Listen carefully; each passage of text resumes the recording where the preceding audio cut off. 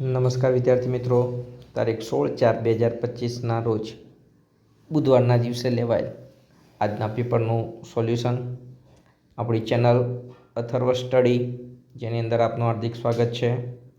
આજે આપણે ધોરણ 6 શ્રી બનાસકાંઠા જિલ્લા પરીક્ષા સમિતિ દ્વારા લેવાયેલ પેપરનું સબ્જેક્ટ છે, વિષય છે સામાજિક વિજ્ઞાન. અને હા, ચેનલને લાઈક અને સબસ્ક્રાઈબ ન કરી હોય તો જરૂર કરજો. તમને નવા વિડીયો અને નવી માહિતી, અભ્યાસને લગતી તમામ માહિતી આ ચેનલ ઉપરથી હરરોજ હંમેશ માટે મળતી રહેશે. તો આજે આપણે જોઈએ વિષય વિજ્ઞાન, સામાજિક વિજ્ઞાન પેપરનું સોલ્યુશન. તો પેપરની અંદર પ્રશ્ન નંબર 1A યોગ્ય વિકલ્પ પસંદ કરીને લખવાનો છે. ગૌતમ બુદ્ધને નીચેનામાંથી કયા દિવસે જ્ઞાન પ્રાપ્તિ થઈ હતી? તો વૈશાખી પૂર્ણિમાના દિવસે. બીજામાં ચાણક્ય કયા ગોત્રના હતા? તો ઓપ્શન નંબર બી કૌટિલ્ય. 3 કયા રાજાએ ગુપ્ત સંવત શરૂ કર્યો હતો? તો ચંદ્રગુપ્ત પહેલાએ. 4 જૈન ગ્રંથો કયા નામે ઓળખાય છે? આગમ ગ્રંથોના નામે.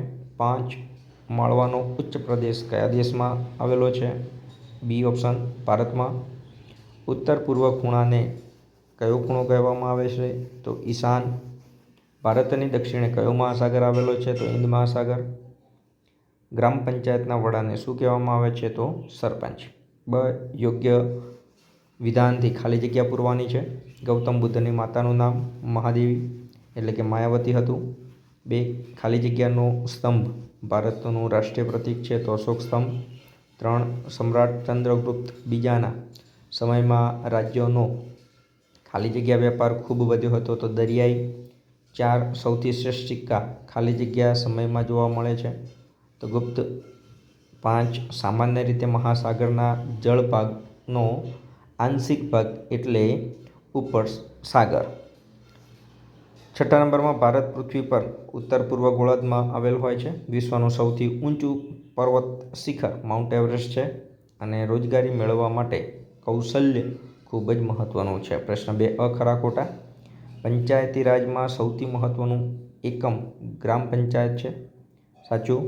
જગાભાઈ ઘઉંનો વેપાર કરે છે. ખોટું. સિંહ ભારતનું રાષ્ટ્રીય પ્રાણી છે. ખોટું. નકશામાં જે ચિહ્ન દક્ષિણ દિશાનો સંકેત કરે છે, તો ખોટું. હિમાલય ગ્રેડ પર્વત છે, તો સાચું. સ્તૂપ એટલે બૌદ્ધ ધર્મમાં મંદિરનું પ્રવેશદ્વાર છે. ખોટું. કટોચ ગુપ્તને ગુપ્ત વંશનો સ્થાપક માનવામાં આવે છે. ખોટું. ચંદ્રગુપ્તે પોતાનો અંતિમ સમય શ્રવણ બેલગોળામાં વિતાવ્યો હતો, તો સાચું. જોડકા જોડવાના છે, તો સરપંચ એ ગ્રામ પંચાયતના વડા કહેવાય છે. તલાટી કમ મંત્રી એ ગ્રામ પંચાયતમાં વહીવટી અધિકારી કહેવાય છે. તાલુકા વિકાસ અધિકારી એ તાલુકા પંચાયતમાં હોય છે. અને જિલ્લા વિકાસ અધિકારી જિલ્લા પંચાયતની અંદર મળે છે. કની અંદર નકશો છે, તો નકશો તમે જૂનું પેપર જો સોલ્વ કર્યું હશે તો એમાંથી તમને મળી રહે છે. નીચેના 1-2 વાક્યમાં ઉત્તર. ટાપુ કોને કહેવામાં આવે છે? તો ચારે બાજુ જળ વિસ્તારથી ઘેરાયેલો હોય, જેમ કે આંદામાન અને નિકોબાર ટાપુ. નકશાના મુખ્ય પ્રકાર કેટલા છે અને કયા કયા? તો 2 હેતુ આધારિત અને માપ આધારિત. ગુજરાતમાં યાયાવર પક્ષીઓ ક્યાં ક્યાં આવે છે? તો નળ સરોવરની અંદર. સરપંચ કોને કહેવામાં આવે છે? જે ગ્રામ પંચાયતના વડા હોય એને સરપંચ કહેવામાં આવે છે. રાણપુર ગામ ક્યાં આવેલું છે? તો બનાસકાંઠા જિલ્લાની અંદર રાણપુર ગામ આવેલું છે. તાલુકો ડીસા.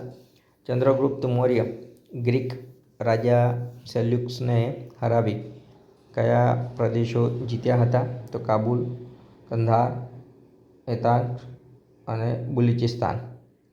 ગુપ્ત સામ્રાજ્યની સ્થાપના કોણે કરી હતી? તો શ્રીગુપ્તે. ચંદ્રગુપ્ત કોણ હતો? તો કુમારગુપ્ત પહેલાનો પુત્ર.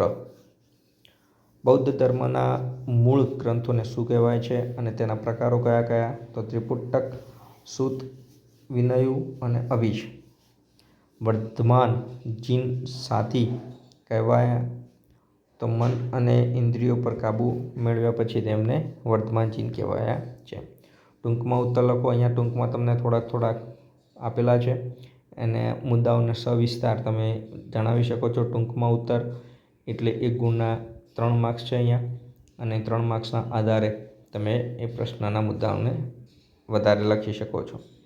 એના સાથે સાથે ઉત્તર 6-7 વાક્યોની અંદર, જેની અંદર આપણે પ્રશ્ન નંબર 5, તો આ રીતે તમારું પેપર પૂર્ણ થાય છે. આશા રાખીએ કે બધાને સારા એવા માર્ક્સ તૈયારી સાથે મળ્યા હશે. હવે પછી તમને તૈયારી માટે, સારા પેપરો માટે અને બધી શૈક્ષણિક માહિતી માટે આ ચેનલને લાઈક અને સબસ્ક્રાઈબ જરૂર કરે, જેથી તમને નવી માહિતી આ ચેનલ ઉપર મળતી રહે.